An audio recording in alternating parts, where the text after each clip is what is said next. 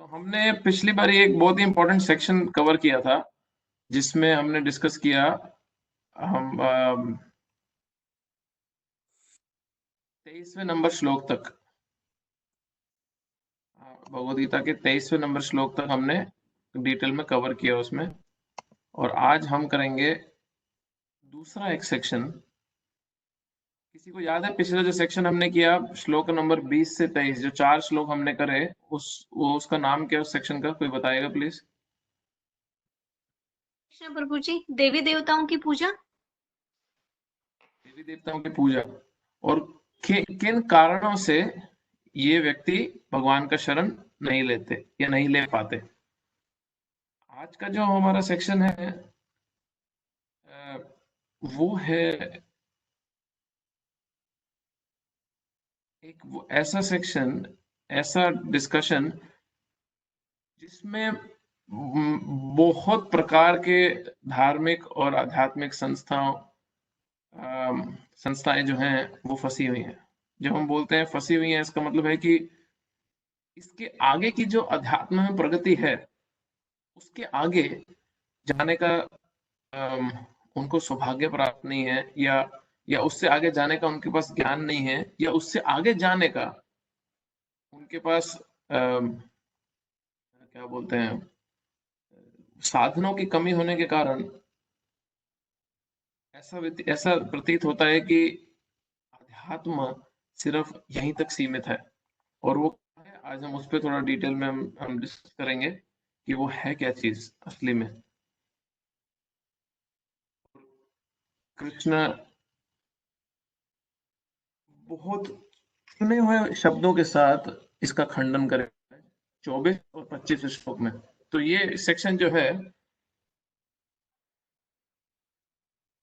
impersonalists who do not surrender to Krishna,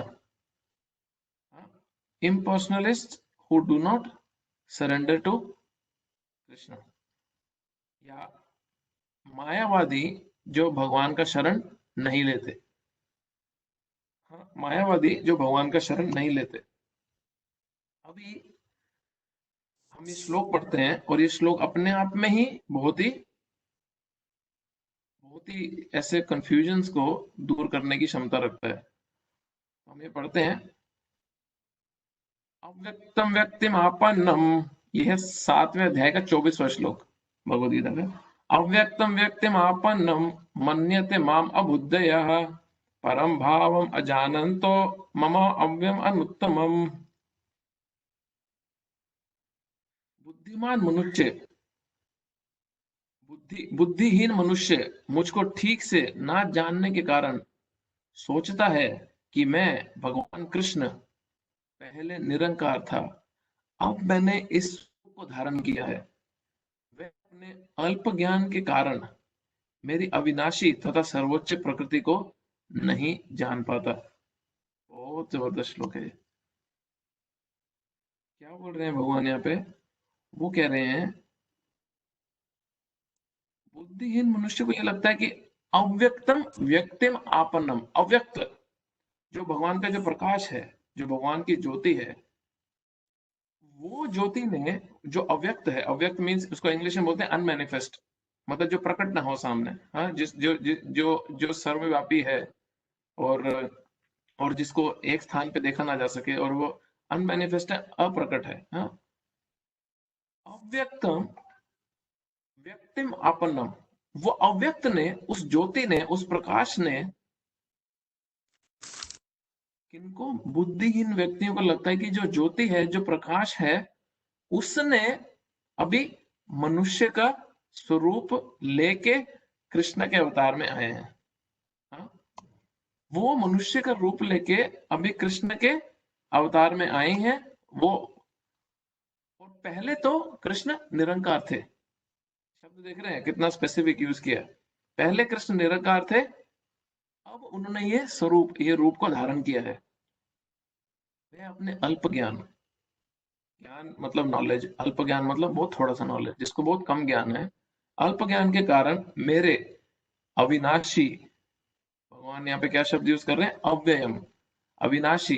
Avinash का मतलब क्या है? जिस शरीर का भगवान के जिस स्वरूप का कभी नाश ही नहीं होता, तो वो भगवान के निराकार ब्रह्म ज्योति, ये भगवान जो प्रकाश है, जो जिसकी यहाँ पे चर्चा की जा रही है, उससे प्रकट कैसे हो सकता है? जिस शरीर का कभी नाश ही नहीं होता, भगवान का जो स्वरूप है वो अविनाशी है, जिसका कभी नाश ही नहीं होता, वो बीच में कहाँ से प्रकट हो गया और कब प्रकट हुआ?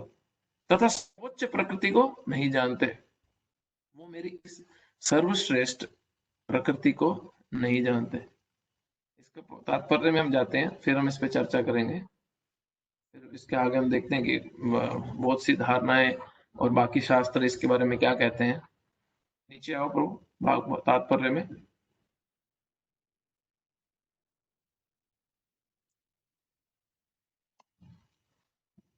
देवताओं के उपासकों को अल्प में, वो उतना ऊपर मत लेके जाओ, आई कांट रीड।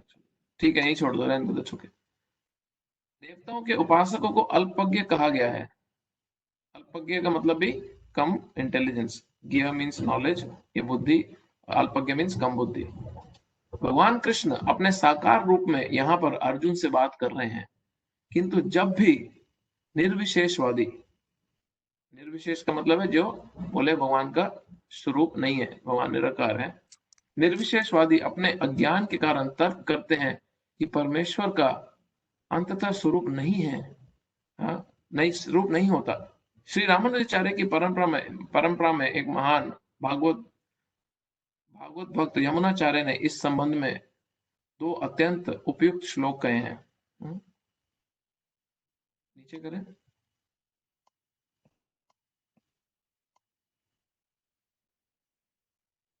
बोले, हे प्रभु, व्यासदेव तथा नारद जैसे भक्त आपको भगवान रूप में जानते हैं। मनुष्य विभिन्न वैदिक ग्रंथों को पढ़कर आपके गुण, रूप तथा कार्यों को जान सकता है और इस तरह आपको भगवान के रूप में समझ सकता है। किंतु जो लोग रजो तथा तमो गुण के वश में हैं, ऐसे असुर तथा अभक्त गण आपको नहीं समझ पाते। ऐसे अभक्त वेदांत, उपनिषद तथा वैदिक ग्रंथों की व्याख्या करने में कितने ही निपुण क्यों न हो, वे भगवान को समझ नहीं पाते। अभी ब्रह्म संहिता ग्रंथ को अगले पैराग्राफ में कोट किया है। ब्रह्म संहिता यह ग्रंथ है जो क्रिएशन के बिगनिंग में ब्रह्मा जी ने, जब उनको भगवान के दर्शन हुए, भागवत में इसकी काफी चर्चा आती है, जब उनको भगवान के जब पहली बार दर्शन हुए और उन्होंने पूरी प्रकृति, पूरी सृष्टि की रचना शुरू की, उस समय जो भगवान के दर्शन करके जो ब्रह्मा जी ने बहुत सुंदर स्तुति गाई, जो प्रेयर्स ब्रह्मा जी ने गाई, वो ब्रह्म संहिता नामक ग्रंथ में रिकॉर्ड की गई। तो ब्रह्म संहिता में यह बताया गया है कि केवल वेदांत साहित्य के अध्ययन से भगवान को नहीं समझा जा सकता। परम पुरुष को केवल भगवत कृपा से जाना जा सकता है। हाँ, केवल भगवत कृपा से। भगवत कौन? भगवान के भक्तों की कृपा से जाना जा सकता है। अतः इस श्लोक में स्पष्ट रूप से कहा गया है कि ना केवल देवताओं के उपासक अल्पज्ञ हैं, अपितु वे अभक्त भी, जो कृष्ण भावनामृत से रहित हैं, जो वेदांत तथा वैदिक साहित्यों के अध्ययन में लगे रहते हैं, अल्पज्ञ हैं और उनके लिए ईश्वर के साकार रूप को समझ पाना संभव नहीं है। जो लोग परम सत्य को, अभी आ रहा है, जो लोग परम सत्य को निर्विशेष करके मानते हैं, वे अबुद्धे बताए गए हैं। इसका अर्थ है वह लोग जो परम सत्य के परम स्वरूप को नहीं समझते। भगवान इस श्लोक में उनके लिए अबुद्धे, कम बुद्धि वाला व्यक्ति शब्द इस्तेमाल कर रहे हैं। ये काफी कठोर शब्द है, अगर देखा जाए तो बहुत स्ट्रॉन्ग शब्दों का इस्तेमाल कर रहे हैं भगवान। तो ये भगवान भगवान हम इस पे आगे हम बात करने वाले हैं कि ये फिर ये जो निराकार का जो पूरा अंडरस्टैंडिंग है, ये कहाँ से आ रहा है? ये अंडरस्टैंडिंग सही है, इनकम्प्लीट है? मतलब एक तो होता है कि ये बात ही गलत है, एक होता है कि ये पूर्ण सत्य नहीं है। सत्य है बट पूर्ण सत्य नहीं है। ये हम अभी आगे थोड़ा डिस्कस करेंगे कि ये गलत है या पूर्ण सत्य है। भगवत गीता और भागवत के हिसाब से क्या है ये बेसिकली? श्रीमद् भागवतम में बताया गया है कि निर्विशेष ब्रह्म से ही परम अनुभूति प्रारंभ होती है और जो ऊपर उठती हुई अंतर्यामी परमात्मा तक जाती है, किंतु परम सत्य की अंतिम अवस्था भगवान है। आधुनिक निर्विशेषवादी तो और भी अधिक अल्पज्ञ हैं। जो करंट मॉडर्न अपने आप को जो स्पिरिचुअलिस्ट बोलते हैं, वो तो और भी कम बुद्धि वाले हैं, क्योंकि वे पूर्वगामी शंकराचार्य का भी अनुसरण नहीं करते।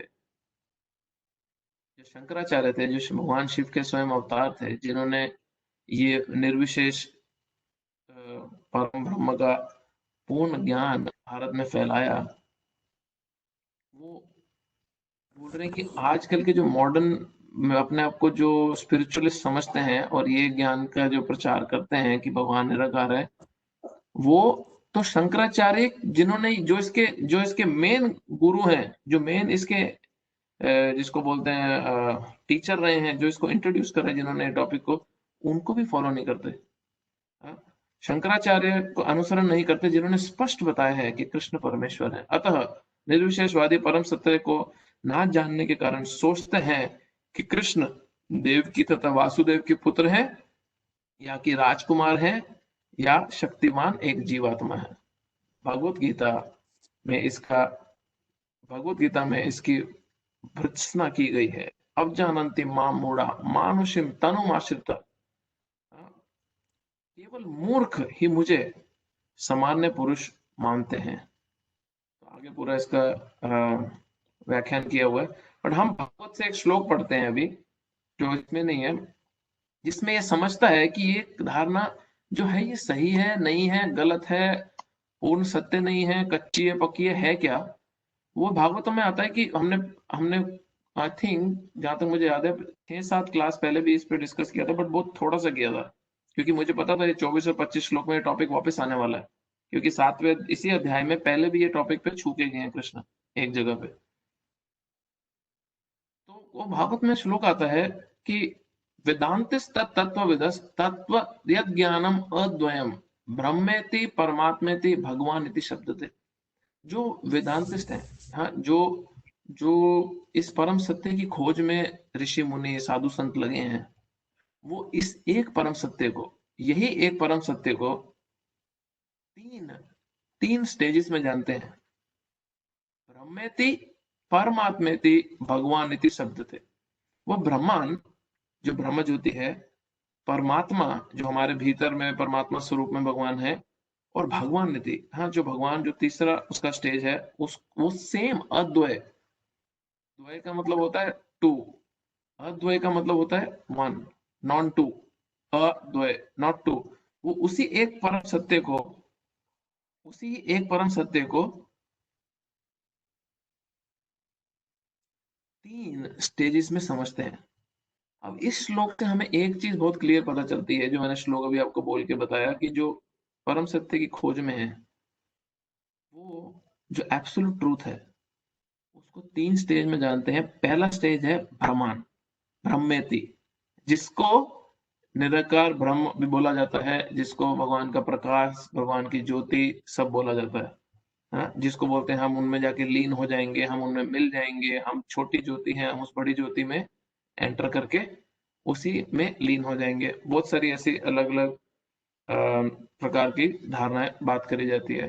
तो भागवतम वो बोल रही है कि वो करेक्ट है, भगवान का निराकार स्वरूप है, वो बिल्कुल सही अंडरस्टैंडिंग है कि भगवान का निराकार स्वरूप है। बोल रही है कि ब्रह्मेति परमात्मेति, जो उस निराकार स्वरूप के ऊपर जो अंडरस्टैंडिंग है, वो है कि भगवान का जो ब्रह्म, जो निराकार स्वरूप है, वही ब्रह्म निराकार परम ब्रह्म परमात्मा रूप में हमारे हृदय में स्थापित भी है। कृष्ण भगवत गीता में बोलते हैं, सर्वस्य चाहम हृदय सानिविष्ट मता स्मृति ज्ञानम अपोहनम च। सबके हृदय में मैं स्थापित हूँ परमात्मा रूप में, और मुझसे ही ज्ञान भी आ रहा है, मुझसे ही भूलने की शक्ति भी आ रही है, और मुझसे याद रखने की शक्ति भी जीव को आ रही है। सर्वस्य चाहम हृदय सानिविष्ट मता स्मृति ज्ञानम अपोहनम च। फिर कृष्ण क्या बोलते हैं, वेदेश्च दुर्लभ वेदेश्च सर्वेर अहमेव वेद्यो। सभी वेदों में जानने के लिए जो सब्जेक्ट मैटर है, वेदेश्च सर्वेर अहमेव वेद्यो, वो जानने का सब्जेक्ट मैटर भी मैं हूं। क्यों? वेदांत कृत वेदवित एव चाहम, वेदों की रचना भी मैंने करी है, वेदों का वेदांत वेदवित, वेदों में जानने वाली जो सब्जेक्ट जो चीज है वो भी मैं हूं, और वेदों का सार भी मैं हूं। तो भगवान बहुत स्पेसिफिकली अपनी पोजीशन को एस्टैब्लिश कर रहे हैं भगवत गीता के अंदर। तो पहला स्टेज जो निर्विशेष ब्रह्म ज्योति का है। अगला स्टेज जो परमात्मा रूप में हृदय में हमारे भगवान परमात्मा बैठे हैं, ब्रह्मेति परमात्मेति भगवान इति शब्द थे। हाँ, जो तीसरा स्टेज है, जो हाईएस्ट स्टेज, जो कंप्लीट स्टेज बताई गई है, वो है कि भगवान का स्वरूप भी है, भगवान का एक स्वरूप भी है। अभी इसको हम कुछ उदाहरणों से लेते हैं, समझते हैं। जैसे सूरज है, हमने पिछली बार भी डिस्कस किया था, बट ये बहुत जरूरी है, क्योंकि ये ये एक ऐसा, प्लीज समझना, ये एक ऐसा फिलोसॉफिकल कॉन्सेप्ट है, ये एक ऐसा तत्व है कि अगर इसमें हम चूक गए, अगर हम ये एक चीज में चूक गए अपने आध्यात्मिक प्रगति के समय, और इसको हमने पूर्ण रूप से नहीं समझा, तो हमारी जो आध्यात्मिक गति है, जो हमारी जो स्पिरिचुअल डेस्टिनेशन है, वो पूरी तरह डिस्टर्ब हो सकती है। क्यों? क्योंकि हम जिस हम जितने भी लोग इस ग्रुप में भी, चाहे आप बैठे हुए, जो जितने भी लोग धार्मिक या अध्यात्म के रास्ते पे चल रहे हैं, हम उन सब लोगों के मन का अभिप्राय एक ही है। सबका अभिप्राय क्या है कि उनको सुख और आनंद की प्राप्ति करनी है। उनको जो भी भगवान, जो भी परम सत्य, जो भी सबसे ऊपर जो भी पुरुष है, ज्योति है, प्रकाश है, कुछ भी है, उनसे उनसे अपना रिश्ता स्थापित करना है। तो जब हमारे को गोल बहुत बड़ा अचीव करना होता है, तो हम उस गोल, जब बड़े गोल को अचीव करना चाहते हैं, तो हम उस बड़े गोल की इंफॉर्मेशन तो पूरी ले लें कम से कम, ताकि हम इतना तो श्योर हों कि हम सही रास्ते पे चल रहे हैं, हम ऐसे ही किसी के भी बताए हुए रास्ते पे नहीं चल रहे। मैंने एक बार आपको बता रहा था, मैं एक एक ग्रुप में डिस्कशन चल रही थी, जिसमें सब अपने अपने व्यूज रख रहे थे।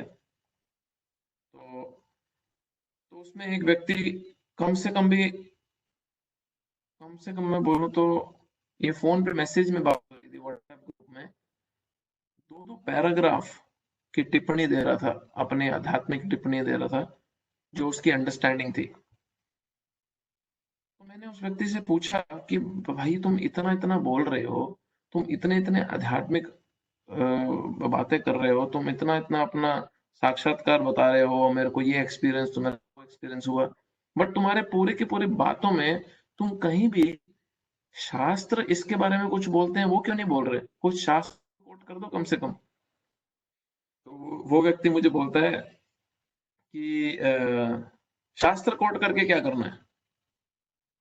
शास्त्र तो एक किताब है, तुम्हारा जो साक्षात्कार है ज्यादा बड़ा है। मैं बोला ठीक है, मैंने मान लिया कि सिर्फ किताबी कीड़े बनने से भगवान का साक्षात्कार नहीं होता, वो तो सबका पर्सनल पर्सनल रियलाइजेशन होता है। बट जो मेरा रियलाइजेशन है, वो किसी किताब से, किसी शास्त्र से मैच करना चाहिए कि नहीं करना चाहिए? नहीं तो मुझे कैसे पता वो सही है कि नहीं है? तो वो मुझे कहते हैं कि नहीं, हम अगर जीवन भर किताबों से ही मैच करते रहेंगे, तो फिर पता है, फिर हमारा साक्षात्कार क्या हुआ? मैं तेरे हाथ जोड़ता हूँ, मैं किसी भी व्यक्ति को जिंदगी में कभी ये बात नहीं बोलूंगा कि तुम मेरे मन में जो विचार है उस पे विश्वास कर लो, और मेरे जो साक्षात्कार, जो मेरी रियलाइजेशन है, जो मेरे मन के विचारों के आधार पे है, तुम उस पे विश्वास कर लो। क्यों? क्योंकि जब मेरा ही मन मुझे हर समय छलता है, जब मेरा ही मन मुझे एक दिन में 200 बारी चीट कर जाता है, तो मैं अपने ही मन को तुम पे थोपूं कैसे? जब मैं ही अपने मन से पूरी तरह से पराजित हूँ, और दिन में दसियों बारी वो मुझे परास्त करता है, तो मैं उसी मन से, जो मुझे बार बार हराता है, मैं तुम्हारे को उस मन का क्या वैल्यू बताऊं? तो उस ग्रुप में और दूसरे लोग भी थे, जो जो ये पॉइंट को समझे और उसको बोलने लगे कि हम क्यों माने तेरे तेरे मन की बात? अगर बहुत बारी हमने देखा है, एक बड़े फेमस गुरु रहे हैं, मैं नाम तो किसी का नहीं लूंगा, क्योंकि किसी की निंदा करना हमारा पर्पस नहीं है। हमारा पर्पस है भगवद गीता के इस मूल सिद्धांत को अपने जीवन में अच्छे से उतारना। तो एक बड़े पुराने गुरु, वो वेस्टर्न कंट्रीज में बड़े पॉपुलर हुए, कि बड़ी बड़ी गाड़ियां और बहुत बहुत नाम शोहरत, उनके बहुत फॉलोअर्स भी थे, शायद पहले भी बताया भी। तो उनको एक उनके शिष्य ने बोला कि स्वामी जी, राम और कृष्ण तो स्वामी जी, मैं आपकी बात, तो आप जो मुझे बोल रहे हो और जो मैं पढ़ता हूँ बिल्कुल मैच नहीं कर रही। आप मुझे कुछ करने को बोल रहे हो और मैं पढ़ता हूँ बिल्कुल मैच नहीं कर रहे, तो मैं इसको कैसे समझूं? उन्हीं के शिष्य ने अपने गुरु से पूछा। तो गुरु बोलते हैं कि किसने लिखे हैं शास्त्र वेद? रामकृष्ण ने लिखे हैं ना, उन्हीं की बोली बातें हैं ना। तो तुम्हें ये क्यों नहीं लगता कि रामकृष्ण दोबारा आ सकते हैं, शास्त्र लिख सकते हैं? लाओ मुझे किताब में चेंज कर दो। तो हमें हमें ऐसे व्यक्तियों की बात मानने का इंटरेस्ट नहीं है, पर्सनली बताऊं तो। जो स्क्रिप्चर्स हैं, जो शास्त्र हैं, हमारा इंटरेस्ट ये है कि स्क्रिप्चर्स बोल रहे हैं, शास्त्र जो बोल रहे हैं, मेरा जीवन, जो मेरा आध्यात्मिक प्रगति है, उसके बताए हुए मार्ग के हिसाब से मुझे बेनिफिट मिल रहा है कि नहीं मिल रहा, मुझे साक्षात्कार हो रहा है कि नहीं हो रहा, मैं रियलाइज कर पा रहा हूँ कि नहीं कर पा रहा। तो इसलिए कि प्रभुपाद जी ने तात्पर्य में बहुत अलग अलग जगह पे शास्त्रों को कोट किया है, भगवत गीता के तात्पर्य में। यही एक कारण से समझाने के लिए, ये किसी की मनोधारणा नहीं है। प्रभुपाद जी एक बार ये व्यक्ति ने पूछा भी, ये बात हुई भी उनकी, तो प्रभुपाद बोले, जो मैं सोचता हूँ और जो तुम सोचते हो। क्योंकि वो व्यक्ति आके प्रभुपाद को बोला कि स्वामी जी, आपके हिसाब से कृष्ण भगवत गीता में यहाँ क्या कहना चाहते हैं? तो प्रभुपाद बोले, जो मैं सोचता हूँ और जो तुम सोचते हो, उसकी कोई वैल्यू नहीं है। जो कृष्ण सोचते हैं भगवत गीता में, जो बताने की कोशिश कर रहे हैं, उसकी वैल्यू है, हमें उसका पालन करना है। हाँ? तो यहाँ भगवान बहुत क्लियर शब्दों में बता रहे हैं कि जो व्यक्ति ये कहता है कि मैं पहले निराकार था, अव्यक्तम था, अब मैंने व्यक्ति, अब मैं एक रूप लेके आया हूँ यहाँ पे, अर्जुन तुम्हारे बीच में लीला करने और तुम्हें गीता सुनाने और सब राक्षसों को मारने और वृंदावन में वृंदावन वासियों के साथ लीला करने, फिर तुम पांच पांडवों को राक्षित करने, फिर सारे कंस वगैरह को मारने। तो ये अबुद्धिया, कम बुद्धि वाले की समझ है, असलियत ये नहीं है। तो प्रभुपाद जी इसमें एक उदाहरण देते हैं कैसे इसको समझा जाए पूरे तरीके से, कि अगर कोई व्यक्ति बोले, ये बहुत ध्यान से समझने वाली बात है, अगर कोई व्यक्ति बोलता है कि नहीं नहीं, हमारे भगवान तो सिर्फ साकार हैं जी, हमारे भगवान सिर्फ साकार हैं, हमारे भगवान का स्वरूप है, और हमारे भगवान तो निराकार नहीं है, उसको भी भगवान की परिभाषा नहीं समझ आई। कोई अगर ये बोलता है कि परम सत्य तो सिर्फ निराकार है जी, परम सत्य तो सिर्फ एक ज्योति है, उसको भी ये बात समझ में नहीं आई कि तुम परम सत्य को, जो सारी शक्तियों के स्रोता है, सारी शक्तियों के मालिक हैं, उसको लिमिट नहीं कर सकते हो कि तुम सिर्फ प्रकाश ही रहोगे। हम उनको लिमिट नहीं कर सकते कि तुम सिर्फ प्रकाश ही हो। जैसे ही हम भगवान की, हम हमारी अंडरस्टैंडिंग को भगवान पे थोपने लगते हैं, उसी समय ये समझ लेना चाहिए कि हम भगवान को लिमिट कर रहे हैं। नहीं नहीं, तुम सिर्फ साकार हो, तुम सिर्फ कृष्ण और राम ही हो, तुम ब्रह्म ज्योति, तुम परम ब्रह्म, तुम प्रकाश नहीं हो सकते। हमने इमीडिएटली उनको, भगवान को लिमिट करने की कोशिश करी। और भगवान वो व्यक्ति हैं जिनको एक, कुछ भी आप कर सकते हो बट एक चीज नहीं कर सकते, उनको आप लिमिट नहीं कर सकते। और ये किस में समझते हैं? वृंदावन में कृष्ण बहुत छोटे थे, ये बहुत सुंदर लीला है कृष्ण की, हमने टीवी पे भी देखी है, बट सबको लगता है कि चलो ये तो किताबी बातें हैं, इस पे ध्यान नहीं करते हम ज्यादा। बट कृष्ण बहुत छोटे थे, और वहां से बलराम जी ने आके यशोदा माई को कंप्लेन करी कि कृष्ण देखो मिट्टी खा रहा है। तो यशोदा माई गई कृष्ण के पास, डांटने लगी, तुम मिट्टी खा रहे हो? तो कृष्ण बोले नहीं, ये बलराम आज दूसरे दोस्तों की साइड लेके मेरे को फंसाने के चक्कर में बोल रहा है कि मैं मिट्टी खा रहा हूँ, मैं मिट्टी नहीं खा रहा हूँ। तो मदर यशोदा बोली अच्छा, मैं नहीं मानती, क्योंकि बलराम झूठ नहीं बोल सकता। बलराम क्यों झूठ बोलेगा, बलराम तो तुम्हारा भाई है, मुंह खोल के दिखाओ कि तुम मिट्टी नहीं खा रहे हो। तो कृष्ण ने जब मुंह खोला, तो मदर यशोदा को अंदर बच्चे की मिट्टी मक्खन खाए हुए नहीं दिखा। यशोदा माई को कृष्ण के मुंह में सारी सृष्टि दिखी, सिर्फ हमारे ब्रह्मांड के प्लैनेट नहीं दिखे, उनको अनंत ब्रह्मांड कृष्ण के मुंह के भीतर दिखे, उनको अनंत ब्रह्मांड कृष्ण के मुंह के भीतर दिखे, और उनको वो कृष्ण का मुंह देख रही है, वो भी कृष्ण के मुंह के भीतर दिखा। और जब उनको ये सब दिखा तो वो चक्कर खा के बेहोश होकर नीचे पीछे गिरी। और फिर जब उनको होश आया तो उनके माँ के प्रेम ने उनको इतना कवर कर लिया कि उन्होंने वापस से कृष्ण को उठाया और हाथ वाथ साफ करके बोले चलो चलो, अभी तुम्हारा खाने पीने का टाइम हो गया, बहुत हो गया खेलना कूदना। तो कृष्ण ने मदर यशोदा को, यशोदा माई को, ये जो अपना झलक दिखाया, अपने ही मुंह के अंदर पूरी सृष्टि, सिर्फ एक ब्रह्मांड नहीं, अनंत ब्रह्मांड दिखाए। ये कृष्ण ये जो श्लोक बोल रहे हैं, इसको बहुत सॉलिड तरीके से स्थापित कर रहे हैं कि मैं अव्ययम हूं, मैं, मेरा शरीर अविनाशी है। मैं ऐसा नहीं है कि अभी थोड़ा समय पहले पैदा हुआ था देवकी के गर्भ से। जब भगवान देवकी के गर्भ में आए 8वें पुत्र के रूप में, तो जब जब पहले एक बच्चा किस तरह पैदा होता है कि पिता के थ्रू माँ के गर्भ में जाता है और वहां से पुत्र या पुत्री की उत्पत्ति होती है। कृष्ण वासुदेव के मन से, वासुदेव की चेतना से, जो पूर्ण तरह कृष्णमय थी, वासुदेव की चेतना से देवकी की चेतना में आए और देवकी की चेतना से देवकी के गर्भ में आए। वो एक आम बच्चे की तरह पैदा नहीं हुए।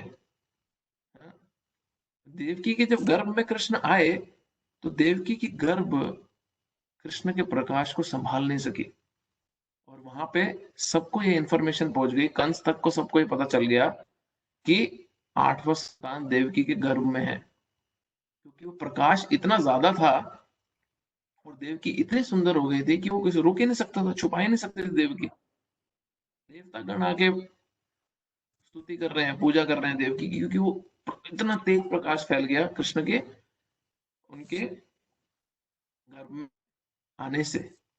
और जब कृष्ण ने जन्म लिया, तो एक बच्चा कैसे जन्म लेता है हम सबको मोस्टली पता है, रोता हुआ, खून में लथपथ, माँ के साथ उसका नाभि जुड़ा हुआ, और फिर डॉक्टर काटता है, उल्टा लटकाना, और देखता है सब ठीक है, फिर साफ सफाई होती है बच्चे की। उस छोटे से बच्चे के रूप में, विष्णु के रूप में 4 भुजाओं के साथ, पूरा का पूरा वगैरह सब पहने, पूरे विष्णु रूप में अपने प्रकट हुए।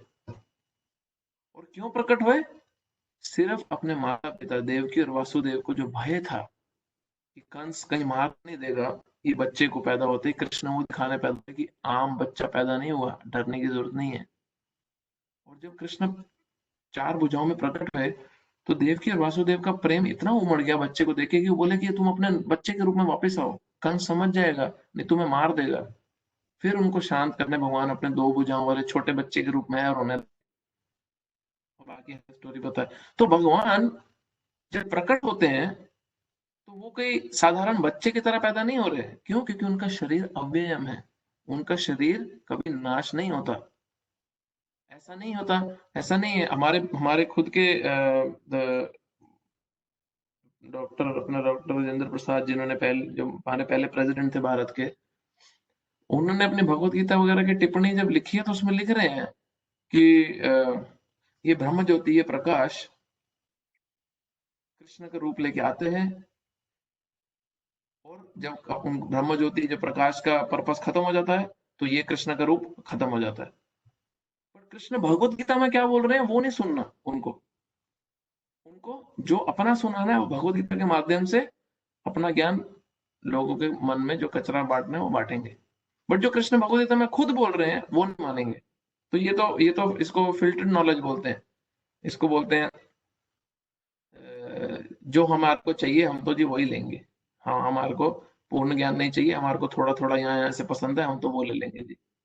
ये शॉपिंग नहीं कर रहे हैं हम यहाँ पे मॉल में जाके शॉपिंग करने नहीं आए कि हमें तो अध्यात्म में ये पसंद है जी, चलो चलो हम अध्यात्म में ये खरीद लेंगे, आज इसकी रेसिपी बनाएंगे। नहीं, हमारे को ये आज धनिया नहीं डालना, आज हमारे को ऑलिव नहीं चाहिए, आज हम पिज्जा खाएंगे बिना ऑलिव्स के। ये खाना पीना नहीं चल रहा है। ये बहुत महत्वपूर्ण बातें हैं। हमारे को जो जो सिद्धांत है, जो जो जो ग्रंथों में दिया सिद्धांत है, उसको एज इट इज, जैसा वो दिया है वैसा ग्रहण करना पड़ेगा। इसलिए कोई व्यक्ति अगर बोलता है आपको भी, जो साकार रूप में भगवान के मानता है कि भगवान तो सिर्फ साकार है, वो भी इंफॉर्मेशन नहीं दे रहा। और जो बोलता है कि भगवान सिर्फ निराकार है, वो भी पूरी इंफॉर्मेशन नहीं दे रहा, क्योंकि भगवान साकार और निराकार दोनों हैं। क्योंकि भगवान का डेफिनेशन ही है कि उनके बाहर कुछ नहीं है। हम यहाँ पे सब देहधारी, सब शरीर लेके बैठे हैं, और हम कितने नासमझी से ये बोल देते हैं कि भगवान जो परम सत्य है उसके पास शरीर नहीं है, बट मेरे पास वो है जो उसके पास भी नहीं है, और हम उनसे महान हो गए। मतलब भगवान के पास शरीर नहीं है, हमारे पास शरीर है, तो मतलब भगवान के पास तो वो नहीं हुआ जो हमारे पास है। ऐसा नहीं है। इतना इतना साधारण तरीके से अध्यात्म को समझना ठीक बात नहीं है। शास्त्रों में प्लीज पढ़ना चाहिए। हम देखते हैं कि जैसे कितने महान ग्रंथ हैं, उनमें बहुत क्लियर क्लियर मेंशन है। ये तो हम अपने अपने खुद के साधनों को, अपने खुद जो हमने पर्पस अचीव करने होते हैं उसके कारण में हम उसको एक्सेप्ट ही नहीं करते हैं। हाँ, कितनी बारी जैसे अपना पढ़ रहा था, हम देखते हैं गुरु ग्रंथ साहब में सचखंड की काफी व्याख्यान किए हुए हैं। सचखंड का गुरु नानक देव जी भी उसकी बात करते हैं, जपजी साहिब में उसके बारे में आता है। सचखंड में बोलते हैं, जैसे अपना मूल मंत्र है, ओंकार सतनाम करता पुरख निर्भव निर्भय अकाल मूर्त अजूनी समय गुरु प्रसाद जपात सतजुगात सत हो विसत नानक होसि विसर्ज। उसमें हम देखते हैं कि दो जगह पे इस मूल मंत्र में हमारे को यही सिद्धांत बहुत क्लियर क्लियर सामने दिया जाता है, जहाँ पे क्या अंडरस्टैंडिंग है कि भगवान निरंकार नहीं है। पहला, एक ओंकार सतनाम कर्ता पुरख। ओंकार एक ओंकार है, सतनाम है, कर्ता पुरख है। पुरख मीन्स पंजाबी में पुरुष को पुरख बोला जाता है। हाँ? वो करने वाला पुरुष है। सबसे पहला तो ये मूल मंत्र इस शब्द को बहुत क्लियर शब्दों में बोलते हैं। कर्ता पुरख है, पुरुष है वो, करने वाला, जो जो जो कंट्रोल कर रहा है, मेंटेन कर रहा है, सब कुछ कर रहा है, वो पुरुष है, वो व्यक्ति है। कर्ता पुरुष है। कर्ता ज्योति नहीं बोला उन्होंने, या कर्ता प्रकाश नहीं बोला उन्होंने, या कर्ता नहीं बोला उन्होंने। कर्ता पुरुष, निर्भव निर्वैर अकाल। काल मतलब समय, टाइम। अकाल मतलब जिस पे टाइम काम नहीं करता, जो समय से परे है। मूर्त, फिर मूर्त बोला। मूर्त मीन्स जिसका स्वरूप है। फिर से वो शब्द का इस्तेमाल किया है। अब उसको ट्रांसलेट जब हम करते हैं तो इसलिए इसलिए हम देखते हैं कि बहुत अलग अलग तरीके में उसको तोड़ मरोड़ दिया जाता है। और जो मेन मुद्दा था, जो मेन मुद्दा है, अगर हम गुरु ग्रंथ साहब को पढ़े या भगवत गीता पढ़े, भागवत पढ़े, ये कितने सारे ग्रंथ शास्त्र हम पढ़ते हैं, उसमें जो भगवान से एक प्रेममय रिश्ता स्थापित करने का जो मेन मुद्दा था, जिसके कारण भक्ति वगैरह, भक्ति की इतनी चर्चा है ग्रंथ साहब में, इतनी चर्चा है, तो किसकी भक्ति करनी है? ज्योति की भक्ति करें, ज्योति के प्रकाश की सेवा करें, निराकार की भक्ति करें। ये तो ये बहुत कॉमन अंडरस्टैंडिंग है, जिसके जिसके कारण बहुत सारी मिसकंसेप्शन भी हैं। अभी कई लोग, कई कई एक्चुअली जो जो जो गुरु ग्रंथ साहब के स्कॉलर हैं, वो बहुत क्लियरली समझते हैं कि सचखंड भगवान के धाम को बोला जाता है, जहाँ पे भगवान के साथ हमारा यूनियन होगा। हाँ, लिटरली ये शब्द का इस्तेमाल किया है कि भगवान के साथ हमारा जाके रिश्ता स्थापित होगा। बट उसी ही शब्द को कैसे उल्टा तोड़ के इस्तेमाल कर समझाया जा सकता कि वो निराकार प्रकाश है जिसमें जाके हम लीन हो जाएंगे। तो ये थोड़ा सा अध्ययन करने वाला विषय है, जिसमें जिसमें हमारे को शास्त्रों को पूर्ण रूप से समझना बड़ा जरूरी है। हाँ, तो हम अगले 25वें श्लोक में जाते हैं और इस सेक्शन को आज खत्म कर देंगे। अगला श्लोक निकालो विनीत प्रभु।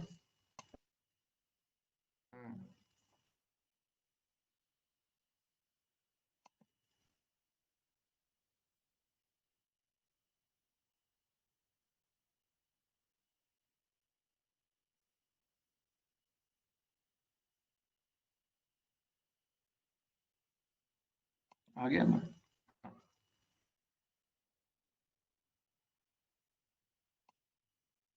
हम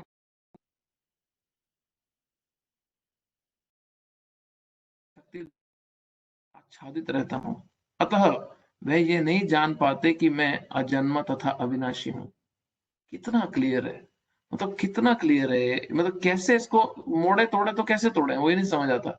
इससे ज्यादा डायरेक्ट शब्द को कैसे उल्टा करें कि मैं प्रकट नहीं होता, मैं खुद प्रकट नहीं हूं, उनके लिए तो मैं अपनी अंतरंग शक्ति, अपनी इंटरनल पोटेंसी द्वारा लुप्त रहता। वे जान ही नहीं पाते कि मैं अजन्मा हूं, मेरा जन्म नहीं होता है, और मैं अविनाशी हूं, मेरा कभी नाश नहीं होता है। तात्पर्य पढ़ते हैं। यह तर्क दिया जा सकता है कि जब कृष्ण इस पृथ्वी पर विद्यमान थे और सबों के लिए दृश्य थे तो अब वे सबों के समक्ष क्यों नहीं प्रकट होते? किंतु वास्तव में वे हर एक के समक्ष प्रकट नहीं थे। जब कृष्ण विद्यमान थे तो उन्हें भगवान रूप में समझने वाले व्यक्ति थोड़े ही थे। भगवान, अब बोले कि दुर्योधन को तो कृष्ण दिख रहे थे, पर दुर्योधन मानता ही नहीं था उनकी पोजीशन को। तो भगवान थे भी सबके सामने, फिर भी लोग उनको समझ नहीं पाते थे, क्योंकि भगवान अपनी अंतरंग शक्ति द्वारा कवर्ड थे।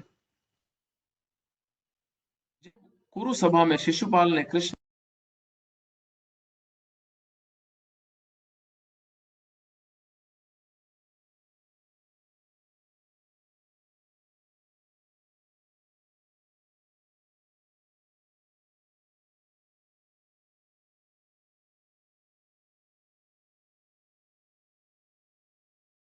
Prabhu, we can't hear you.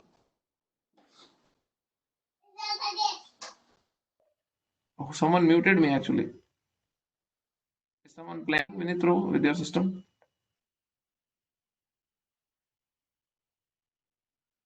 मेरा मीटिंग डिस्कनेक्ट हो गया था एकदम। Oh really? Okay.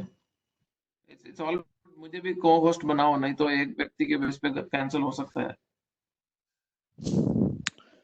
या ब्रो। हाँ, तो अभी यहाँ पे एग्जांपल दे रहे हैं कि जब उस सभा में शिशुपाल ने कृष्ण के समाध्यक्ष चुनने जाने पर विरोध किया तो भीष्म पितामह ने कृष्ण का समर्थन किया और उन्हें परमेश्वर घोषित किया। इसी प्रकार पांडव तथा कुछ अन्य लोग ही थे जो परमेश्वर रूप में कृष्ण को जानते थे, किंतु सभी ऐसे नहीं थे।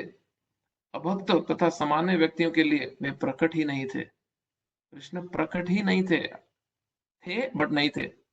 इसलिए भगवद गीता में कृष्ण कहते हैं कि उनके विशुद्ध भक्तों के अतिरिक्त अन्य सारे लोग उन्हें अपनी तरह समझते हैं।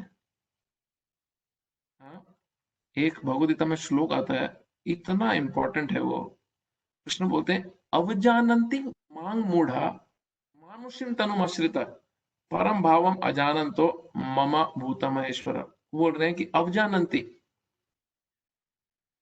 जानते नहीं है। अवजानन्ति में जानना ना, अवजानन्ति में ना जानना। अवजानन्ति मां मूढ़ा, मूढ़ कम बुद्धि वाला व्यक्ति मुझे जानता नहीं है। हाँ, मानुषिम तनुमाश्रिता, जब मैं मनुष्य रूप में आता हूं, परम भावम अजानन्तो, मेरा जो परम भाव है वो नहीं जानते। क्या?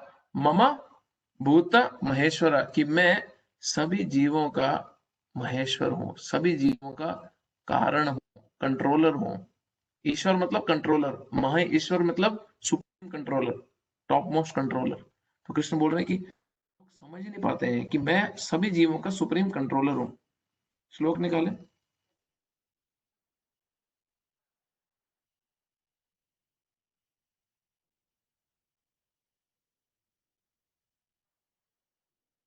अच्छा, उसके बाद कुंती महारानी का प्रेयर है, नीचे करो। ये सारे के सारे उदाहरण दे रखे हैं दूसरे दूसरे शास्त्रों को कोट करके, जिनको डिटेल में सब्जेक्ट मैटर और जाके समझना है। बट मैं चाहता था कि आज के टॉपिक पे हम अगर क्वेश्चन आंसर ज्यादा लें तो बेटर है, क्योंकि ये टॉपिक ऐसा है कि इसमें इसमें काफी अलग अलग अंडरस्टैंडिंग हो सकता है इंडिविजुअल्स को, जो विच इज नॉर्मल। तो अगर किसी का कोई प्रश्न है इससे जुड़े तो प्लीज पूछें, क्योंकि मैं अगेन रिक्वेस्ट करता हूँ, ये एक ऐसा सब्जेक्ट मैटर है जिसमें हम भावुक नहीं हो सकते कि अरे हमारे हमारे तो हमने तो ये सुना है, हम तो उसी को मानेंगे। हम यहाँ पे आपको अपनी सुनाने नहीं बैठे, हम इसलिए भगवद गीता से इसलिए पढ़ रहे हैं कि आपको इतना समझ आ जाए कि ये भगवद गीता डायरेक्टली बोल रहा है, ये किसी मनुष्य के बनाया हुआ सिस्टम नहीं है जिसको हम फॉलो करने का प्रयास किया जा रहा है। तो आपका इससे जुड़ा कोई भी प्रश्न है, कंफ्यूजन है, प्लीज उसको सामने रखें, क्योंकि ये एक चीज ऐसी है जो आपकी पूरी की पूरी आध्यात्म की डायरेक्शन को खराब भी कर सकता है और सुधार भी सकता है। तो किसी का कोई प्रश्न है तो प्लीज पूछ सकते हैं। हमारा ये सेक्शन खत्म हुआ, अगले वीक हम ये चैप्टर खत्म कर देंगे, अगले क्लास में फ्राइडे में। प्रभु मेरा एक क्वेश्चन है, मैं श्वेता बोल रही हूँ। कौन है? मैं श्वेता बोल रही हूँ प्रभु। हाँ जी बोलिए। जी प्रभु, मुझे एक बात समझ नहीं आई कि अगर हम इस बात को नहीं समझते कि ईश्वर का आकार है, जैसे वो सिर्फ निरंकार नहीं आकार वाले हैं, तो हाँ जी, वो हमारे स्पिरिचुअल प्रोग्रेस को कैसे रोकता है? थैंक यू, आपने हमारे नोट किया स्पिरिचुअल पॉइंट। प्रोग्रेस को कैसे रोकता है? हाँ थैंक यू, आपने पॉइंट नोट किया। हाँ वेरी नाइस। तो वो हमारे स्पिरिचुअल प्रोग्रेस को कैसे रोकता है? अभी एक चीज समझें, जिस व्यक्ति से अपना रिलेशनशिप स्थापित करने के लिए इतना साधना में तामझाम में चीजें त्यागते हैं, हम तब व्रत भी रखते हैं, कई बारी हम कथाएं सुन रहे हैं, अभी आप बैठ के सुन रहे हो 1-1.5 घंटा अपना लगा के, आपका समय जा रहा है दिन आपका, और उस व्यक्ति के बारे में हमारे कंप्लीट इंफॉर्मेशन ही नहीं है। सोच के देखो कि सपोज सपोज किसी लड़की की किसी से शादी हो रही है, तो क्या होता है ना, माता पिता इधर उधर रिश्तेदारों से जान पहचान के करके उसकी इन्फॉर्मेशन लेते हैं कि भैया पता चल जाए मोटा मोटा कि ये परिवार कैसा है। अभी आपका इंटरेस्ट ही नहीं है जानने में, सपोज किसी का इंटरेस्ट ही नहीं है जानने में कि सामने वाला परिवार कैसा है, हाँ? और सीधा शादी हो जाती है। तो जो रिलेशनशिप जब बाद में स्थापित होगा, तो उसमें जब तकलीफ आएगी, तो व्यक्ति सोचेगा नहीं बाद में, अरे हम पहले हमने ये इस गलती क्यों कर दी, पहले थोड़ी जांच पड़ताल तो कर लेते। इसलिए हम इस व्यक्ति से रिश्ता स्थापित करने जा रहे हैं। अभी आप सोचो, सपोज कोई निराकार परम ब्रह्म के प्रति अपनी आस्था रख के आगे बढ़ रहा है, और वो निराकार परम ब्रह्म के प्रति अपनी आस्था रख के आगे बढ़ रहा है, और वो हर समय उस परम ब्रह्म निराकार को क्या संबोधन करता है, क्या क्या वो क्या व्यक्ति क्या बोलता है कि निराकार परम ब्रह्म ही सब कुछ है। मतलब आप सच्ची में सोचें श्वेता जी कि आप मुझसे बात कर रहे हो, हम्म? आप मुझसे बात कर रहे हो और मैं आपसे बात कर रहा हूँ, और मैं आपको क्या बोलता हूँ कि तुम तो एग्जिस्ट करते नहीं हो, पर तुम्हारी तुम्हारी जो शक्ति है वही एग्जिस्ट करती हैं। तो आप मुझसे बात कर रहे हो और मैं इधर उधर मुंह करके देख रहा हूँ, आपसे वही बर्दाश्त नहीं होगा, और हम बाहर आपको उसी में पता लग जाएगा कि यार मैं सामने खड़ी हूँ, मैं व्यक्ति तुम्हारे सामने खड़ा हूँ, तुम मुझे निग्लेक्ट क्यों कर रहे हो। और हम कॉन्स्टेंटली हर समय क्या अंडरस्टैंडिंग से परम ब्रह्म को अप्रोच कर रहे हैं कि भगवान तुम तो निराकार हो, तुम्हारा तो आकार ही नहीं, तुम तो सिर्फ एक ज्योति हो, तुम तो एक सिर्फ प्रकाश हो। और वो व्यक्ति सोच रहा है भाई मेरे बारे में जान तो लो कम से कम। जब हम बोलते हैं ना भगवान एक व्यक्ति है, भगवान पुरुष है, भगवान सुप्रीम पर्सन है, भगवान परम पुरुष है, हमें एक चीज भूलना नहीं चाहिए कि जब हम ये बात कर रहे हैं कि भगवान एक व्यक्ति है, एक पुरुष है, उसके साथ उनकी फीलिंग्स भी अटैच होती है। जैसे हम छोटे से व्यक्ति हैं और हमारी फीलिंग्स हैं, जो भगवान परम पुरुष हैं उनकी भी फीलिंग्स हैं, उनकी भी फीलिंग्स हैं। इसलिए भगवान भगवद गीता में बोलते हैं ये यथा माम प्रपद्यन्ते ताम सतैवम भजामि हम। जो जैसे मेरे को मेरे प्रति अपना श्रद्धा रखता है, मैं उसको उतना ही रेसिप्रोकेट करता हूँ। अगर किसी की श्रद्धा ही भगवान में सिर्फ इतनी कि तुम परम ब्रह्म निरंकार ही हो, तो भगवान का जो पूरा बेनिफिट उसको मिल सकता है वो उसको मिलता ही नहीं है। तो इज इट नॉट इम्पोर्टेंट कि हम एटलीस्ट जाने तो सही कि उनकी पूरी सृष्टि, उनका पूरा अंडरस्टैंडिंग है क्या। और फिर भी किसी की अगर इच्छा है कि मुझे मेरा आकर्षण परम ब्रह्म की तरफ ही है, प्रकाश की तरफ ही है, तो निराकार उनका निराकार स्वरूप ही है, तो एटलीस्ट आप कॉन्स्टेंटली उनको ये तो कह के हैमर नहीं करोगे कि तुम तो हो ही निराकार, तुम तो हो ही निराकार। एटलीस्ट आप इस अंडरस्टैंडिंग तक तो आओगे कि तुम्हारा स्वरूप भी है, तुम निराकार भी हो, बट मेरा आकर्षण तुम्हारे निराकार स्वरूप के प्रति है। तो सामने वाले को कम से कम जो जो व्यक्ति सुन रहा है उसका तो अवहेलना नहीं होता है। हाँ? क्योंकि यहाँ पे हम भगवान की फीलिंग्स की बात कर रहे हैं, हमारे को अपने एक दूसरे की फीलिंग्स का बहुत चिंता रहता है ना। तो जो भगवान के भक्त हैं उनको भगवान की फीलिंग की बहुत चिंता रहती है। इसलिए जब भक्त लोग शास्त्र पढ़ते हैं या शास्त्र किसी को बताते हैं, तो वे ध्यान रखते हैं कि सामने वाला व्यक्ति किसी भी रूप में भगवान की फीलिंग को हर्ट ना करे। फिर हम हमारा प्रश्न उठ अगला क्या उठता है, वो भगवान ही कैसे जिनकी फीलिंग हर्ट होती है। वो अलग विषय है चर्चा का, क्यों? क्योंकि वो परम पुरुष हैं। भगवान भगवद गीता में कई दफा बोले हैं ये, अहम बीज प्रजापिता, मैं हूं सीड गिविंग फादर, तुम मेरे अंश हो। भगवान कई जगह बोले हैं ये बात स्पेसिफिकली, अहम मी मैं हूं तुम्हारा पिता, तुम मुझसे आए हो, तुम मेरे अंश हो। ममाएव अंश जीव लोक जीव भूत सनातना, ममाएव मेरे अंश हो। वो ये नहीं बोल रहे तुम प्रकाश के ज्योति के अंश हो। तो सोचो हम जिसके अंश हैं उसको हम रिकॉग्नाइज ना करें, उसकी नॉलेज ही ना लें, इंफॉर्मेशन ही ना हो, और उनके सिर्फ एक एक छोटे से एस्पेक्ट को, उनके एक एस्पेक्ट को ही टोटलिटी मान के उसी के प्रति अपनी सारी की सारी श्रद्धा डाल दे, और जो व्यक्ति स्वयं है उनको निग्लेक्ट कर दे। That's the main point. ठीक है, और कुछ है इस पे आपका प्रश्न?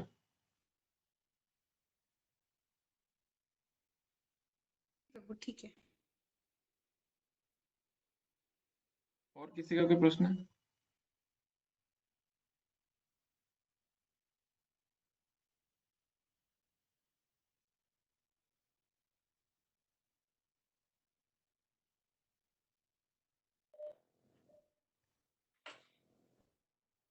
हरे कृष्णा प्रभु जी। मधुकर। हरे कृष्णा। यस मधुकर प्रभु बोलिए। प्रभु जी, जो निरंकार को मानते हैं, तो ये जैसे हाँ इंडिया में काफी सारे मठ हैं, मैं हाँ भी पूरी लाइफ में ऐसे मठ के साथ ही रहा हूँ, नाम नहीं लूंगा, हाँ जी जो ब्रह्म ज्योति के या निरंकार के बारे में बात करते हैं। प्रभु जी, सवाल ये है कि जो निरंकार को मानते हैं तो ये शरीर को छोड़ करके वो कहाँ जाते हैं, और वो जगह क्या है प्रभु जी? हाँ जी। हाँ तो जो भी व्यक्ति जो निरंकार भगवान के जो प्रकाश को मानता है, मैं अगर आपको उसको एक्चुअली मेरा एक चार्ट है, बहुत अच्छा चार्ट है, मैं कोशिश करूंगा नेक्स्ट टाइम वो चार्ट अगर मैं शेयर कर सकूं आपके साथ, क्रिएशन चार्ट। मैं एक मिनट फटाक से देखता हूँ, अगर मुझे गूगल पे मिलता है मैं अभी शेयर करता हूँ।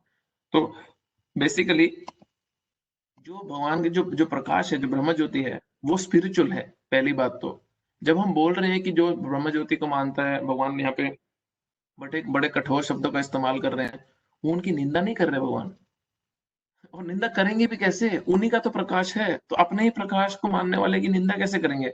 बट वो भगवान जिन किन शब्दों का इस्तेमाल कर रहे हैं, उसकी इंटेलिजेंस कंप्लीट नहीं है। क्यों? क्योंकि वो उतना ही सिर्फ मानता है, और उसकी मिसअंडरस्टैंडिंग क्या है कि वो ये सोच रहा है मैं उसमें से प्रकट हुआ हूं और जन्म लेता हूं, और फिर काम खत्म हो जाता है, फिर मर जाता हूं और वापस उस प्रकाश में चला जाता हूं। ऐसा नहीं है। हाँ, ये अंडरस्टैंडिंग की भगवान स्मैश कर रहे हैं कि ये अंडरस्टैंडिंग मत रखना। हाँ, ये अंडरस्टैंडिंग नहीं होना। हाँ, ये वाला चार्ट, इसको थोड़ा जूम इन करें प्लीज।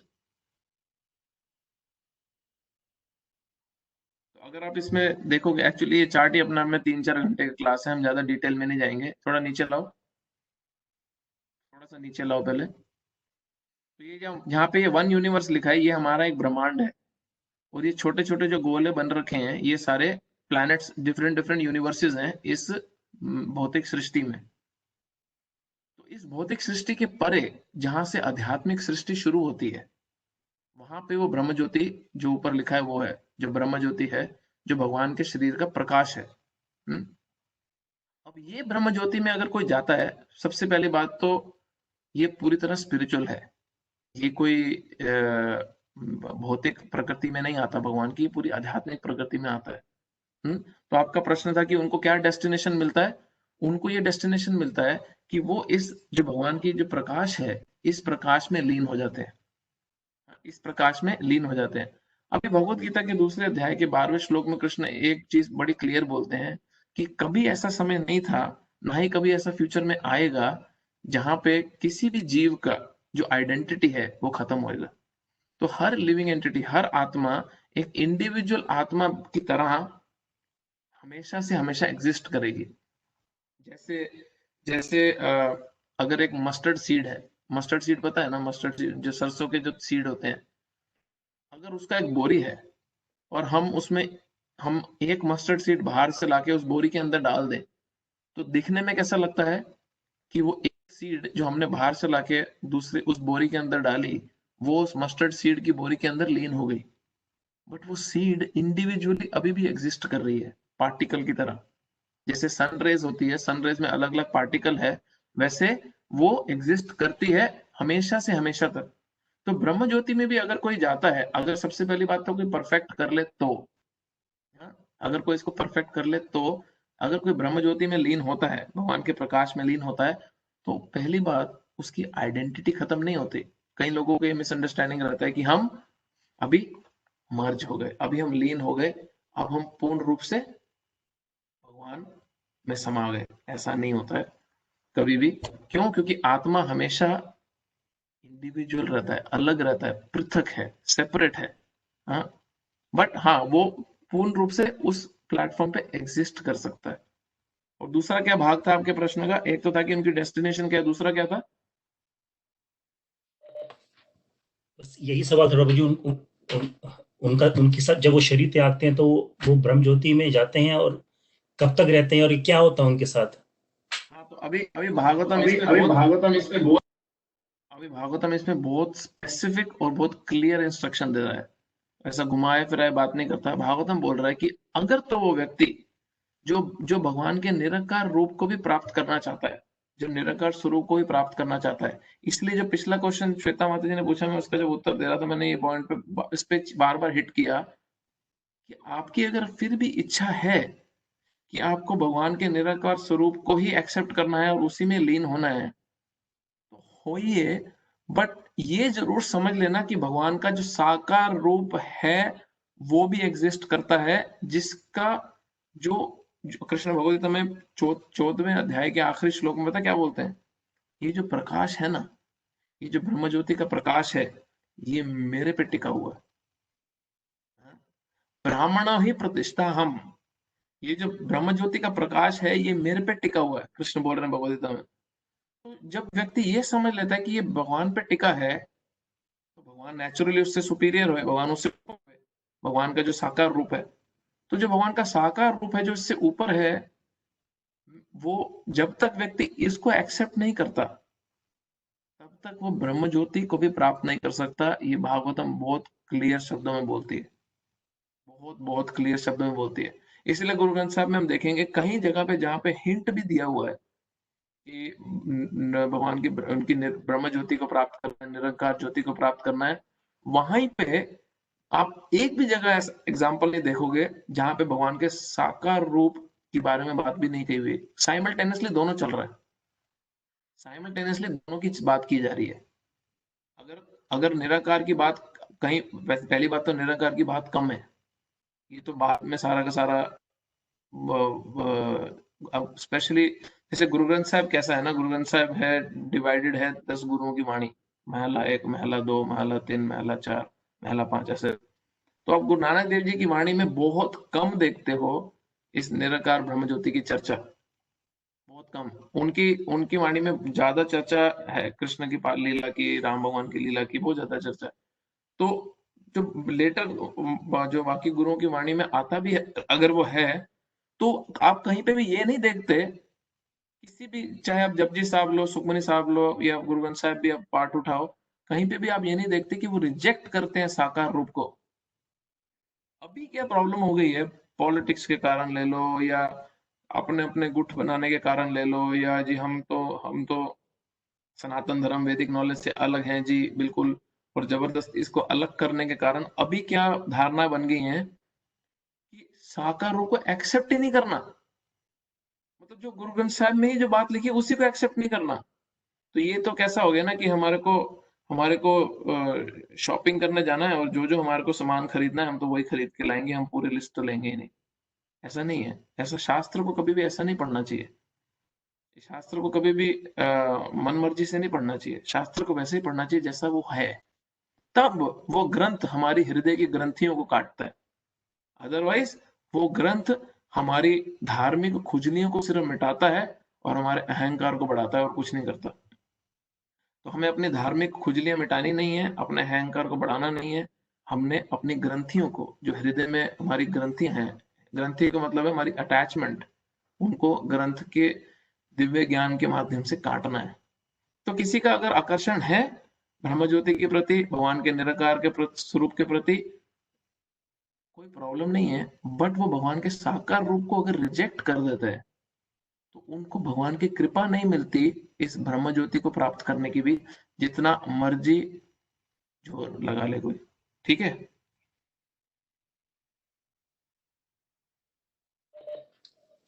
थैंक यू प्रभु जी।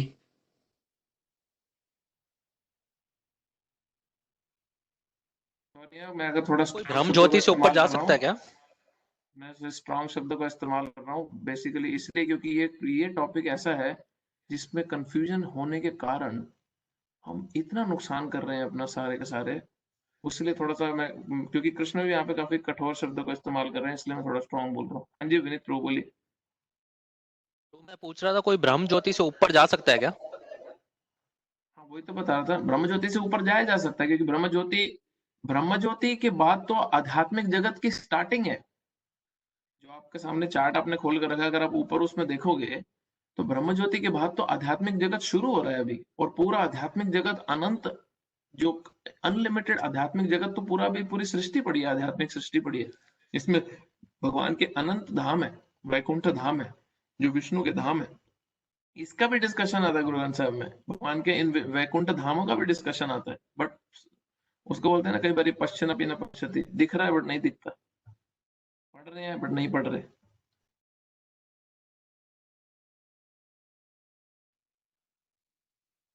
हाँ जी प्रभु।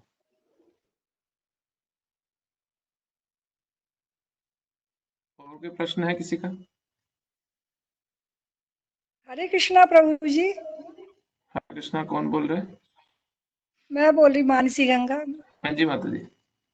मैं ये पूछना चाहती हूँ, अभी आपने बताया कि दुर्योधन के सामने भगवान अप्रकट रूप में थे, तो क्या उसने उनको भगवान के रूप में नहीं, क्या किसी साधारण रूप में देखा, कैसे?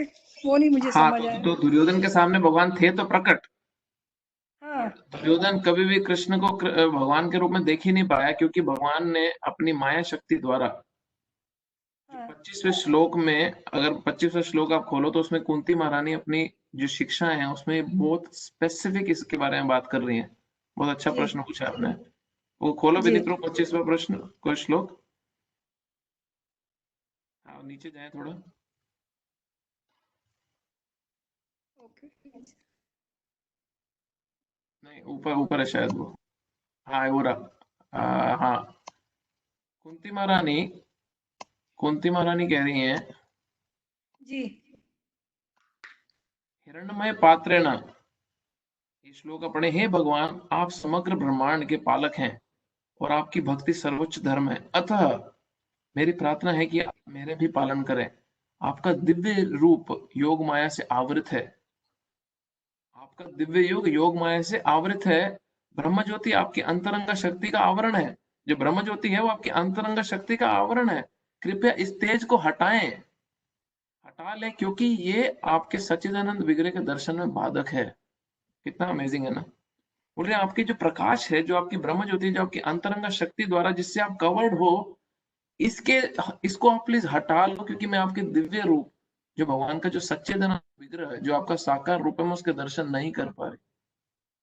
आगे का लाइन है, भगवान अपने दिव्य सच्चिदानंद रूप में ब्रह्म ज्योति के अंतरंग शक्ति से आवृत है, जिसके फलस्वरूप अल्पज्ञानी निर्विशेषवादी परमेश्वर को नहीं देख पाते। तो दुर्योधन कृष्ण को तो देख रहे हैं, बट वो कृष्ण को क्या बोलते थे पता है? हाँ शक्तिशाली योद्धा है, थोड़ा मायावी योद्धा है, थोड़ा शक्तिशाली पुरुष है, मायावी योद्धा है।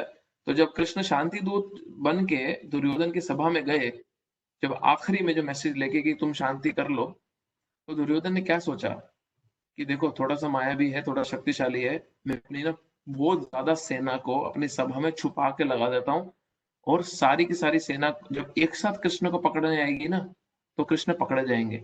और मैंने कृष्ण को जब बंदी बना लिया तो पांडवों का जो कॉन्फिडेंस है वो टूट जाएगा, और जब पांडवों का कॉन्फिडेंस टूट जाएगा तो फिर उनको हराना आसान हो जाएगा। उस मूर्ख को ये नहीं पता था कि कृष्ण एक शक्तिशाली मायावी नहीं है, कृष्ण दुर्योधन के भी कारण है।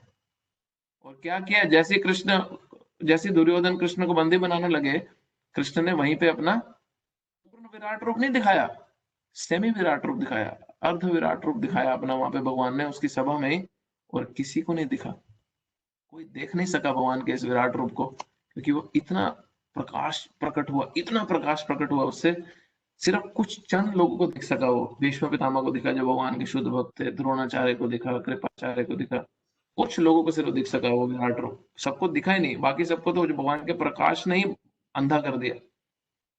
और फिर दुर्योधन को पता क्या लगा बाद में, उसके बाद भी भीष्म पितामह बोले अभी भी सोच समझ के पंगा ले, किससे लड़ रहा है।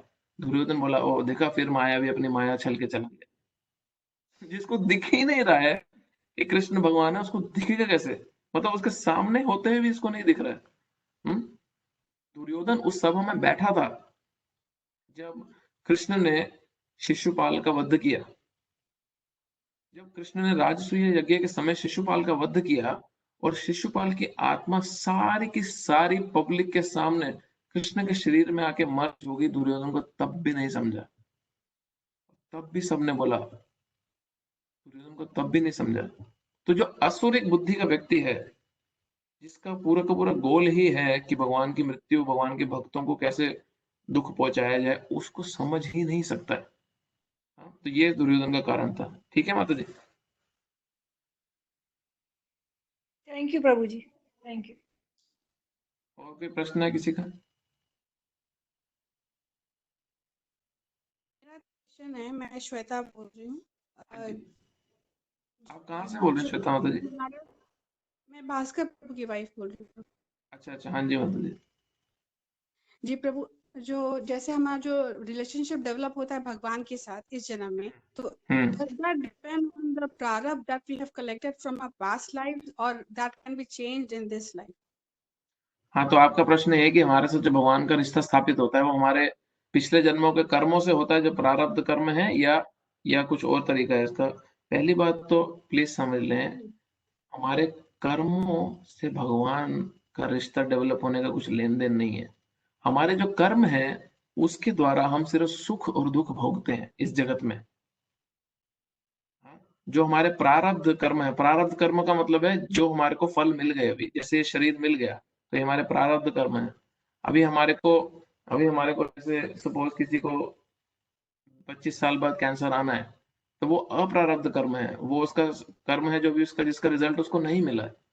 तो प्रारब्ध अप्रारब्ध सिर्फ कर्म है, और कर्म और भक्ति दो अलग चीजें हैं। भगवान से जो रिश्ता है और जो हमारी एक्टिविटीज हैं वो दो अलग चीजें हैं। इसको अगर केयरफुली समझना है तो ऐसा है कि हमारे जो एक्शंस हैं, जो हमारे normal day to day action है, वो हमारे को सुख या दुख प्रदान करते हैं। वो या तो हमारे को सुख की अनुभूति कराएंगे या हमारे को दुख की अनुभूति कराएंगे, जैसा हमने कार्य किया होगा। बट वही कार्य करते समय अगर हमने एक ऐसा कार्य कर दिया जो भगवान और उनके नाम से या उनके स्वरूप से या उनकी सेवा से जुड़ा है, तो वो एक तीसरा रिएक्शन क्रिएट करता है। और संस्कृत में इसको बोलते हैं, अगर हम कोई अच्छा कार्य करते हैं तो उसको कर्म बोला गया है, अगर कोई हम बुरा कार्य करते हैं तो उसको विकर्म बोला गया है, और अगर कोई हम आध्यात्मिक कार्य करते हैं उसको अकर्म बोला गया है। अकर्म मतलब है ना अच्छा कर्म ना बुरा कर्म, सिर्फ स्पिरिचुअल रिएक्शन मिलेगा उसका, आध्यात्मिक कर्म मिलेगा उसका जो रिजल्ट मिलेगा वो आध्यात्मिक होगा। तो हम इस आध्यात्मिक कर्म को जाने अनजाने जब हम करते जाते हैं, वो हमारा भगवान से रिश्ता स्थापित करता है। हमारे इस जगत की गुड और बैड एक्टिविटीज का उससे कुछ लेना देना नहीं है।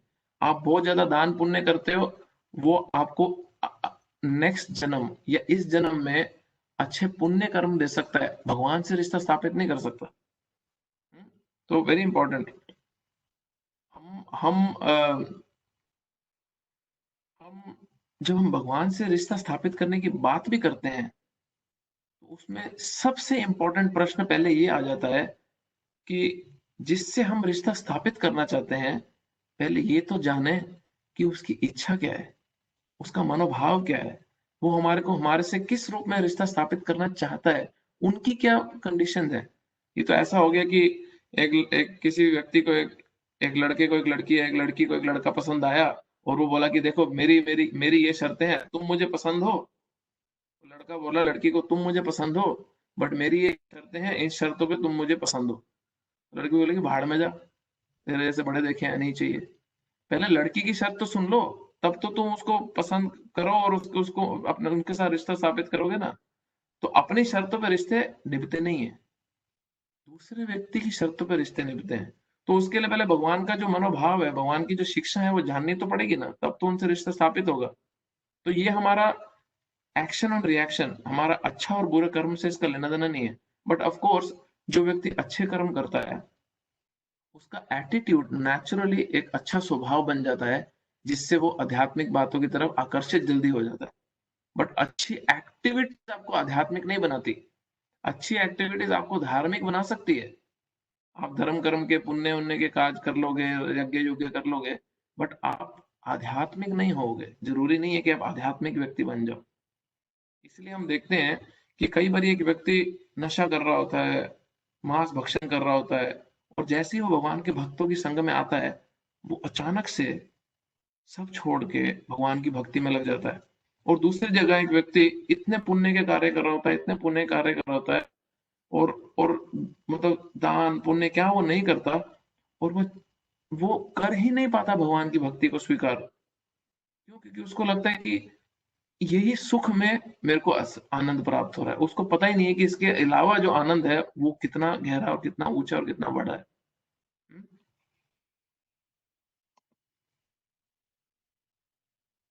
किसी ने प्रश्न दिया है ये, you said one should not alter Vedas ग्रंथ, जो भगवान के जो भक्त हैं उनको भगवान का जो शिक्षा है एज इट इज देना चाहिए।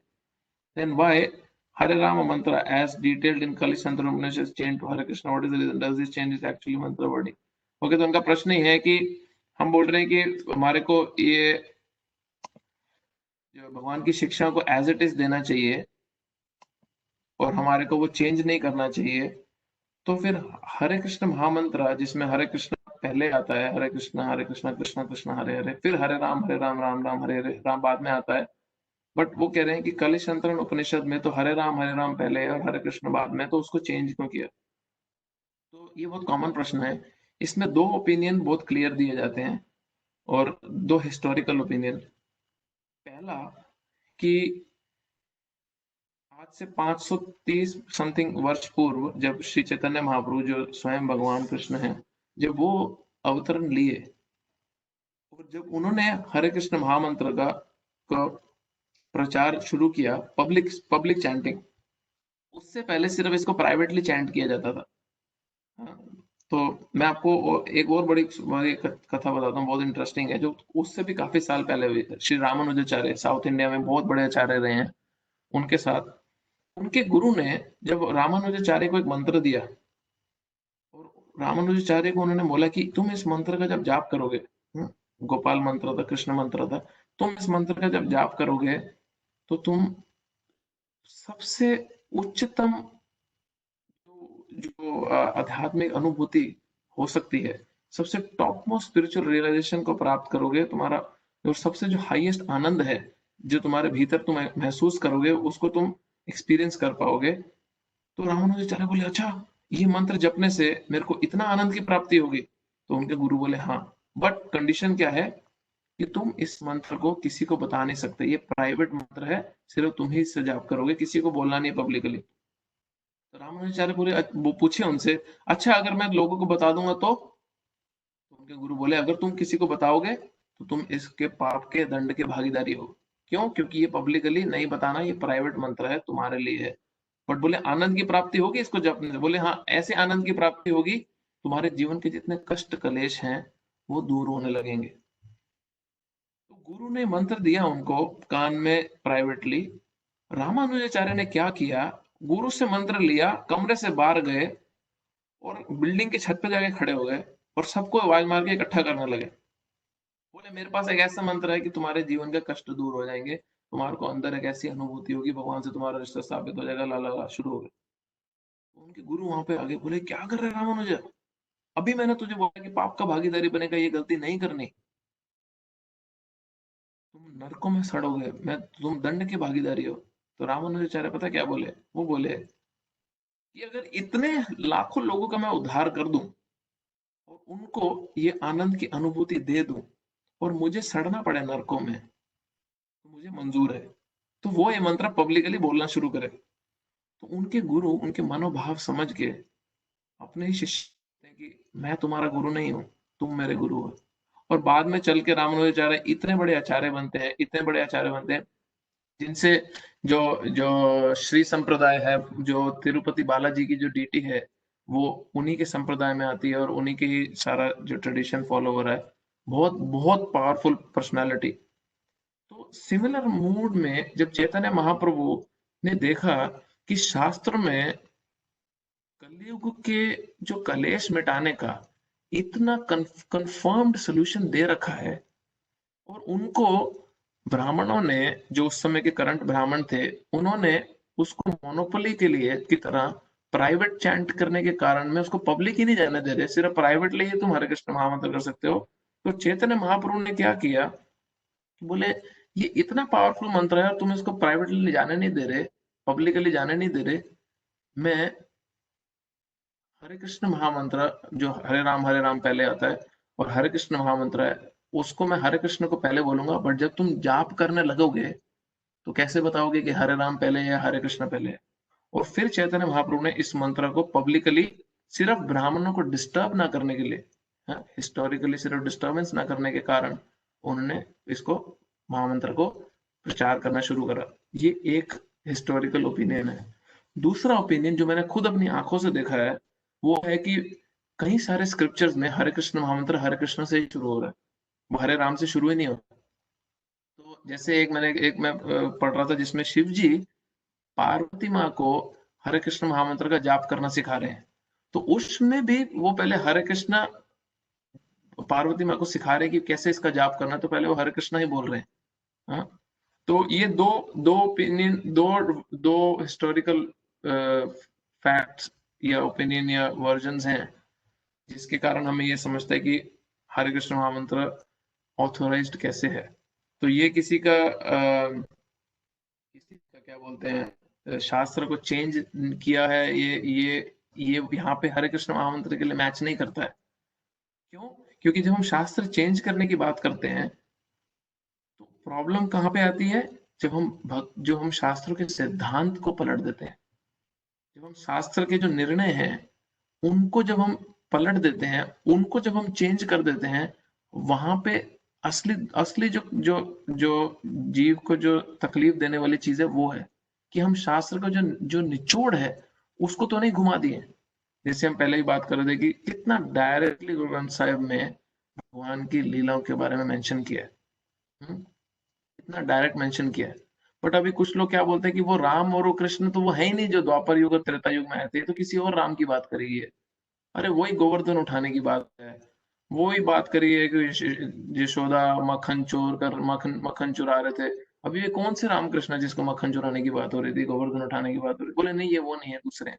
मैंने खुद अपने दोस्तों के मुंह से सुना है, क्योंकि मैं खुद ही पला बड़ा हूँ ऐसे पूरे एरिया में। मैं बचपन से गुरुद्वारे ज्यादा गया, मंदिर कम गया हूँ, मैंने खुद अपने कानों से बातें सुनी है। तो ये जब सिद्धांत पलटता है तो ये शास्त्र चेंज करना है। हाँ ठीक है, जिन्होंने भी ये प्रश्न पूछा, होपफुली आपको उत्तर मिला। नाम नहीं लिया हुआ उसमें।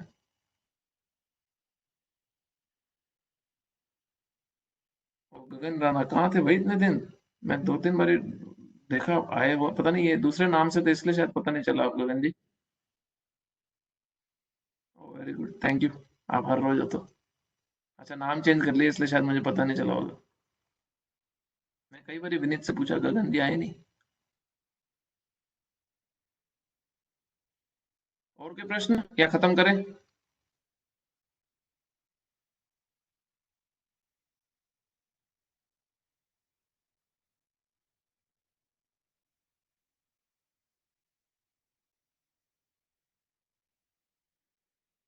ग्रंथराज श्रीमद् भगवद गीता की जय, श्रील प्रभुपाद की जय, ताई गौर प्रेमानंद हरि हरि। हरि बोल। अभी अगले फ्राइडे में हम ये चैप्टर खत्म कर देंगे और फिर 8वां चैप्टर उसके बाद। एग्जाम देना है क्या 7 चैप्टर का, किसी का मन है? हाँ जी प्रभु। ठीक है, एक ही की आवाज आई, मैं समझ गया। सारे म्यूट पे है प्रभु, सब हाँ कह रहे हैं। कर लो प्रभु जी, कर लो। ठीक है। हरे कृष्णा। नहीं करेंगे, चिंता मत करो यार। सिंपल सिंपल प्रभु, ऑब्जेक्टिव आंसर, ऑब्जेक्टिव टाइप। हाँ सिंपल सा, हाँ मल्टीपल चॉइस क्वेश्चन। ठीक है प्रभु। इस चैप्टर में कितने श्लोक हैं? 20, 25, 30 या 28? ऐसे क्वेश्चन है। ठीक है, मुझे लगा अभी पूछ रहे प्रभु। नहीं नहीं, ठीक है। हरे कृष्णा, बहुत बहुत धन्यवाद। हरे कृष्ण प्रभु। कृष्ण प्रभु।